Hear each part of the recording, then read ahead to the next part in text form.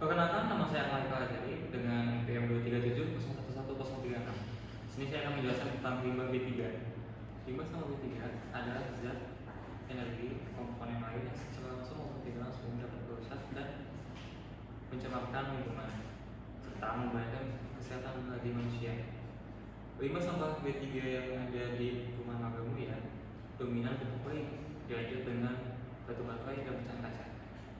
Limbah pupuk bayi dapat membahayakan kesehatan dikarenakan di dalam pupuk bayi mengandung mikroplastik. Mikroplastik sendiri jika dibuang membutuhkan waktu yang sangat lama dan mahal. Limbah pupuk bayi yang dibuang ke sungai dapat merusak ekosistem air karena waktu yang dibutuhkan untuk mengurai pupuk bayi dengan sempurna itu membutuhkan 240 sampai 500 tahun. Limbah pupuk bayi dapat dimanfaatkan juga sebagai media untuk tumbuhan tanaman di bidang pertanian. Limbah B3 jenis lainnya adalah pecahan kaca dan batu baterai. Limbah pecahan kaca dapat berbahaya bagi manusia jika digabung dengan sampah anorganik dan organik. Kebanyakan masyarakat menganggap remeh tentang batu baterai jika digabung dengan sampah rumah tangga lainnya. Padahal batu baterai membutuhkan pengelolaan dan pengelolaan yang berlaku agar tidak menimbulkan dampak di lingkungan. Pada dasarnya, limbah B3 tidak membahayakan bagi lingkungan jika pemakaian, penyimpanan dan pengolahannya sesuai dengan ketentuan yang berlaku. Sebelumnya nih, perlu teman-teman ketahui bahwa di Perum Marga Mulia itu terdapat bank sampah. Akan tetapi bank sampahnya tersebut sudah tidak berjalan lagi. Kenapa sih tidak berjalan lagi? Teman-teman penasaran gak sih? Nah, bank sampahnya ini gak digunain lagi karena kurangnya kondusivitas dan kurangnya tanggung jawab dari si pengelola tersebut. Kelompok kami juga mendapatkan bahwa seluruh sampah maupun itu anorganik, organik, B3 dan lain sebagainya untuk pengangkutan sampah diangkut oleh dua penanggung jawab. Yang pertama itu oleh LH, yang kedua itu oleh pihak swasta. Di mana yang kelompok kami dapatkan dapat ditarik kesimpulannya bahwa masyarakat Perum Marga Mulia kurangnya kesadaran atas pemilahan sampah ataupun sampah di rumah mereka masing-masing. Nah, untuk kelanjutan dari sampah anorganik tersendiri, kelompok kami menemukan bahwa terdapat 51 kg sampah anorganik, yang artinya sampah anorganik di Perum Marga Mulia ini begitu banyak sekali, dari sampah plastik, sampah makanan, dan sampah-sampah lainnya yang tidak bisa diolah. Perlu teman-teman ketahui juga bahwa sampah anorganik di Perum Marga Mulia ini selain banyak, akan tetapi sampah anorganik ini masih bisa dibilang lebih sedikit dibandingkan sampah B3. Akan tetapi tidak dapat dipungkiri bahwa sampah anorganik di Perum Marga Mulia ini tetap menjadi perhatian oleh warga-warganya karena sampah anorganik adalah sampah yang tidak dapat diolah. Oleh karena itu, dari kelompok kami menganjurkan bahwa sampah anorganik itu dapat diolah menjadi ekobrik. Teman-teman bisa dilihat di gambar yang nanti teman saya ditampilkan. Ini contoh dari sampah anorganik yang dijadikan ekobrik. Lalu apa sih fungsi ekobrik tersendiri? Nah, fungsi ekobrik tersendiri itu yang pertama, selain dapat mengurangi sampah plastik tersendiri, ekobrik ini bisa dijadikan sebagai salah satu pengganti dari bata. Kemudian bisa juga dijadikan sebagai salah satu hiasan, contohnya dibuat gapura dan lain sebagainya. Nah, kesadaran ini sangat diperlukan di masyarakat Marga Mulia. Karena apa? Karena sampah organik susah untuk diurai. Mungkin penjelasan dari saya. Sekian, assalamualaikum warahmatullahi wabarakatuh. Hai, perkenalkan nama saya Rizky Andriani dengan NPM 237011035. Di sini saya akan menjelaskan tentang limbah organik. Seperti yang kita ketahui, limbah organik adalah limbah yang berasal dari bahan-bahan yang kita temui sehari-hari, seperti sisa-sisa makanan, daun-daun kering, atau kulit buah. Karena bahan-bahan ini mudah terurai oleh mikroorganisme, artinya mereka bisa diproses dan dimanfaatkan lagi, tidak harus langsung dibuang. Salah satu cara mengolahnya adalah dengan menggunakan teknologi anaerobik seperti biodigester. Cara kerjanya, biodigester mengubah organik menjadi biogas yang bisa dipakai sebagai energi seperti bahan bakar. Selain itu, proses ini juga menghasilkan pupuk cair yang bisa digunakan untuk pertanian atau perkebunan. Dengan mengolah limbah organik seperti ini, kita bisa mengurangi sampah yang menumpuk, mencegah polusi yang bisa merusak lingkungan, dan juga mengurangi gas metana yang berbahaya. Jadi, selain lingkungan yang lebih bersih, kita juga bisa mendapatkan manfaat ekonomi, seperti energi yang lebih murah atau pupuk yang bermanfaat. Ini bisa membantu lingkungan dan perekonomian secara bersamaan. Halo guys, saya Satriana. Di sini saya akan menjelaskan tentang limbah cair. Nah, untuk penelitian limbah cair ini kita melibatkan sekitar 50 rumah untuk menjadikan sampel dengan pembayaran air yang berbeda-beda.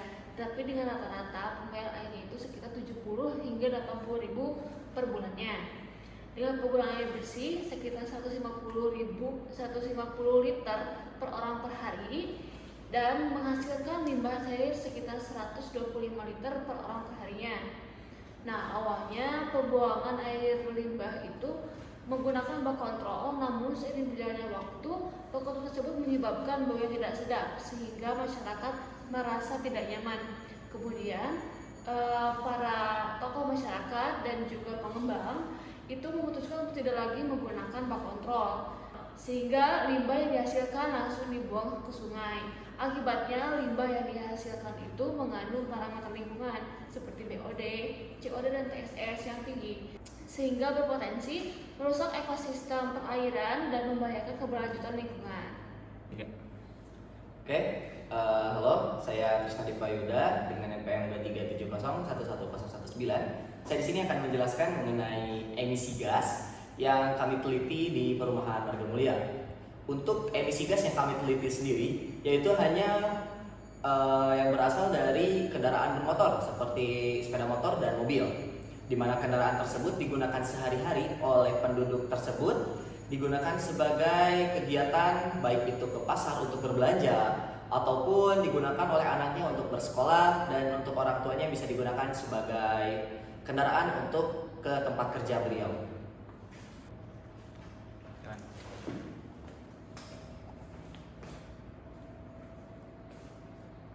Nah, untuk parameter yang kami hitung dari emisi gas yang dihasilkan oleh kendaraan bermotor sendiri, yaitu terbagi 3, di mana ada karbon dioksida, ada metana, dan juga ada nitrogen.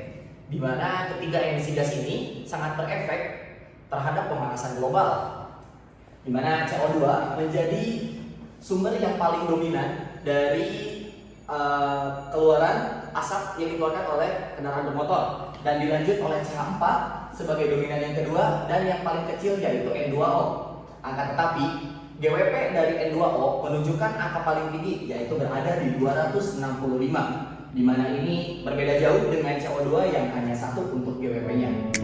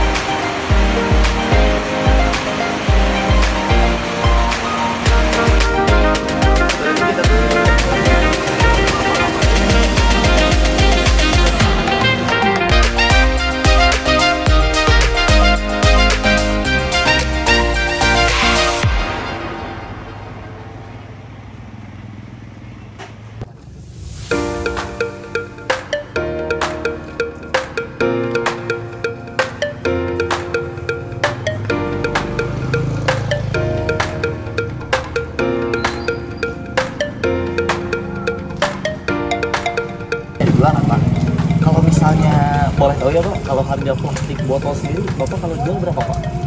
Tempat sampah Pak? Biasa 1 1 kilo.